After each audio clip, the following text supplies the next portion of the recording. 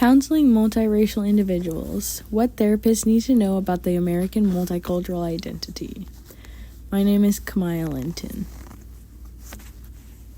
The importance of counseling multiracial populations. Some examples of the importance are their unique experiences.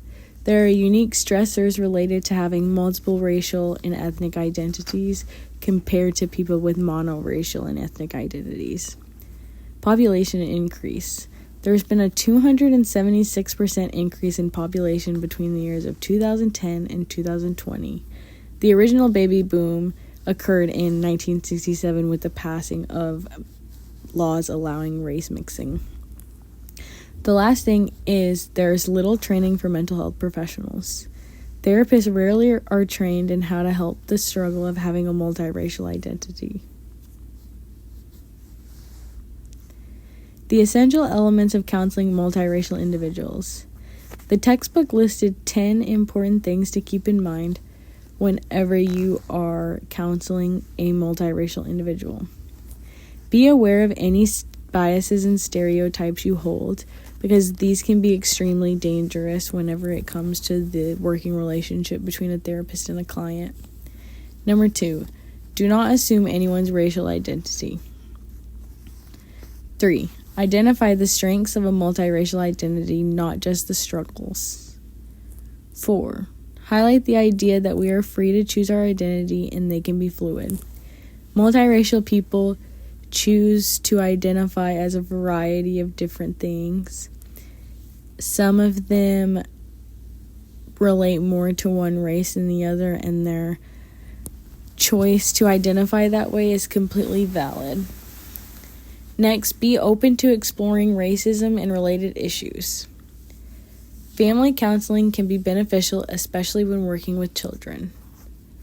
Have an understanding of hypodecent thinking, ambiguity, and marginality. Realize that multicultural identity is not always related to the problem the client is facing. Schools should provide resources and awareness about multicultural identities. Some important U.S. court cases in relation to racial justice are Brown v. the Board of Education, Plessy v. Ferguson, Dred Scott v. Sanford, Loving v. Virginia, and Grutter v. Bollinger. Loving v. Virginia is the case that legalized interracial marriage. Agreement or disagreement with author's presentation. I'm a biracial American myself, and a lot of what the author said in the textbook really resonated with me. The following are some specific points that I agreed with in particular. A major strength of being multiracial is the natural ability to accept people of all racial and cultural backgrounds because you grew up with multiple people from multiple different racial or cultural backgrounds.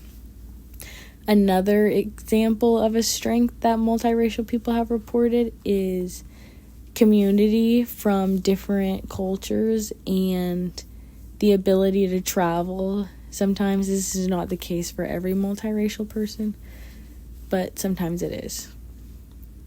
There are certain things that affect the mental health of a multiracial person, which is why it's so important to educate yourself before counseling a multiracial person. A struggle that multicultural people face is racism and discrimination. This is usually based on the minority group they're mixed with. Multiracial people are likely to struggle with identity issues. It is typical to feel out of place in social settings. They are unable to relate to either of their monoracial family members in some ways. This makes it hard for even parents to understand what their child is going through. Therapists must be adequately trained to be helpful when it comes to these issues. An article I read was written by a woman that is Taiwanese and Scottish, but she grew up in the United States. When she was in the U.S., she was seen as an outsider, and when she was in Taiwan, she was seen as an outsider. People said racist things to her in the U.S., like, "What kind of Chinese are you?" or calling her eyes exotic, or pulling back the skin around their eyes. She felt as an outsider in Taiwan, too, because people saw her as a way to practice their English instead of creating relationships with her. They would also ask her to take pictures with her because she was seen as so unique and out of place. There are studies that prove that children are conscious of race as early as 3, which kids often alienate their peers and bully them on the basis of things like race. Conclusion.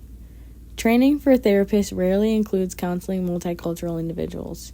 It is important that mental health professionals educate themselves on the multicultural American experience and their own internal biases on the matter. It is not enough to just learn about monoracial identities because of the unique experience being multiracial is. With the passing of Loving v. Virginia, the multiracial American population has greatly increased. It is important that therapists do not unintentionally label anyone's identity for them. Multiracial people identify in a variety of ways, and it is completely up to them. Thank you.